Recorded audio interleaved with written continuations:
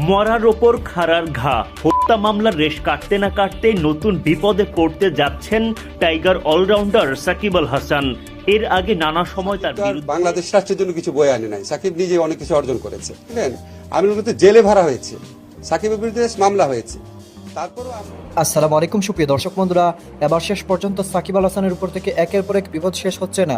দর্শক বন্ধুরা, এবার শেষ পর্যন্ত সত্যিকারের মামলায় এবার ফেঁসে যাচ্ছেন সাকিব আল হাসান।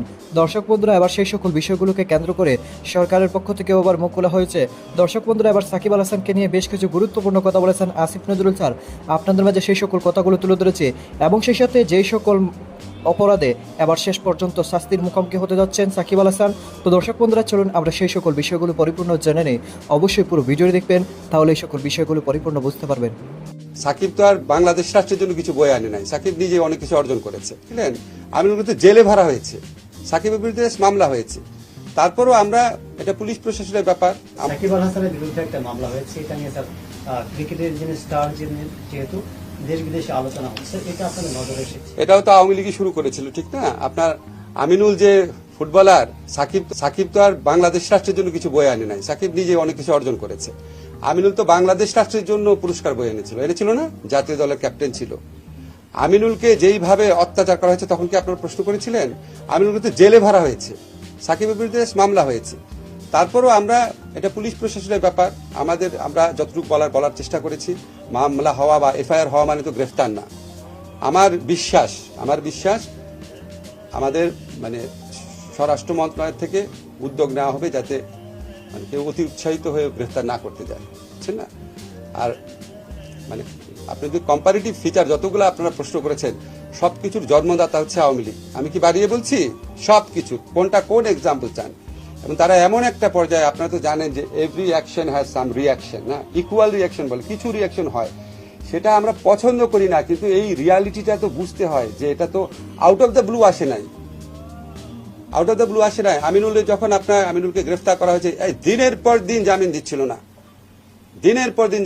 না। আমি নিজে শুধু প্রথম আলোতে কলাম লিখেছি, আমি আপনাদের কাউকে লিখতে দেখি নাই। আপনাদের পত্রিকায় একটা জাতীয় দলের বাংলাদেশ চ্যাম্পিয়ন হয়েছিল সাব গেমসে, তার চ্যাম্পিয়নশিপে গ্রেফতার করেছে, মামলা গ্রেফতার, দিনের পর দিন জামিন রিজেক্ট করেছে। সাকিবের বিরুদ্ধে শুধু মামলা হয়েছে, এবং আমি আশা করি সাকিব গ্রেফতার হবে না। এবং আমাদের পুলিশ বাহিনীকে আমি যতদূর জানি, এরকম একটা ইনস্ট্রাকশন দেওয়া আছে যে অ্যাপারেন্টলি খুব অবিশ্বাস্য কিছু হলে যতটা পারা যায় আইনগত সীমার মধ্যে থেকে রেস্ট্রেইন দেখানোর জন্য। হত্যা মামলার রেশ কাটতে না কাটতেই নতুন বিপদে পড়তে যাচ্ছেন টাইগার অলরাউন্ডার সাকিব আল হাসান। এর আগে নানা সময় তার বিরুদ্ধে আয়কর ফাঁকি, শেয়ার বাজার কেলেঙ্কারির অভিযোগ ওঠে, তবে কখনো সেরকম তদন্তের মুখোমুখি হতে হয়নি। তবে এবার বাংলাদেশ জাতীয় দলের সাবেক এই অধিনায়কের বিরুদ্ধে আয়কর হিসাব ও দুর্নীতির সেই সকল অভিযোগ তদন্ত ও মামলার জন্য আবেদন করা হলো। ক্রিকেটের মাঠে যেমন ব্যাটে বলে অলরাউন্ডার, তেমনি ব্যবসা, বিজ্ঞাপন, রাজনীতি নিয়ে আরেক অলরাউন্ডার হওয়ার লক্ষ্যে হাঁটা শুরু করেন সাকিব। তবে ক্রিকেটের মাঠে যতটা সফল তিনি, এর বাইরে তার বিরুদ্ধে ততটাই বেশি অভিযোগের আঙুল। একে তো বাংলাদেশের সর্বকালের সেরা ক্রিকেটার হিসেবে তুমুল জনপ্রিয়, তার উপর স্বৈরশাসক শেখ হাসিনারও বেশ আস্থাভাজন। তাই তো নানা সময়ে তার বিরুদ্ধে জোরেশোরে অভিযোগ তোলার সাহস পায়নি কেউ। তবে কেউ কিছুটা অভিযোগ তুললেও সেটা দেখেনি তদন্তের মুখ। এরপর 2024-এর বিতর্কিত নির্বাচনে অংশ নিয়ে বনে যান এমপি, চলে যান ক্ষমতার আরো গভীরে। তবে শেখ হাসিনা সরকারের পতনের পর থেকে দুর্দিন শুরু। এমপি পদ হারানোর পর বনে যান মামলার আসামি।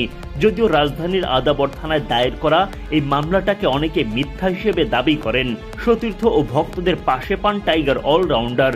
এর মাঝে বড় একটা জনগোষ্ঠীর বিশ্বাস, সাকিবের বিরুদ্ধে দুর্নীতির অভিযোগ থাকতে পারে, তবে হত্যা মামলা নয়। এদিকে বুধবার দুর্নীতি দমন কমিশনে সাকিবের আয়কর ও দুর্নীতি তদন্ত ও মামলার জন্য আবেদন করেন ব্যারিস্টার মিলহানুর রহমান নাওমি। যদিও এই আবেদন কেবলই প্রাথমিক ধাপ, তবে দুদক যদি এই আবেদন আমলে নেয়, তাহলে নিশ্চিতভাবেই তদন্তের মুখোমুখি হতে হবে সাকিবকে। সকলের প্রত্যাশা এখন একটাই, সঠিক তদন্তের মাধ্যমে বেরিয়ে আসুক আসল সত্য, ন্যায় বিচার প্রতিষ্ঠিত হোক বাংলাদেশে। তো দর্শক বন্ধুরা, আপনারা এই পুরো কথাগুলো শুনে এবং এই সকল বিষয়গুলো জেনে অবশ্যই বুঝতে পেরেছেন এবার শেষ পর্যন্ত সত্যিকারের অপরাধী হতে চলেছেন এবং সত্যিকারের অপরাধে হয়তো তিনি শাস্তি ভোগ করতে হবে।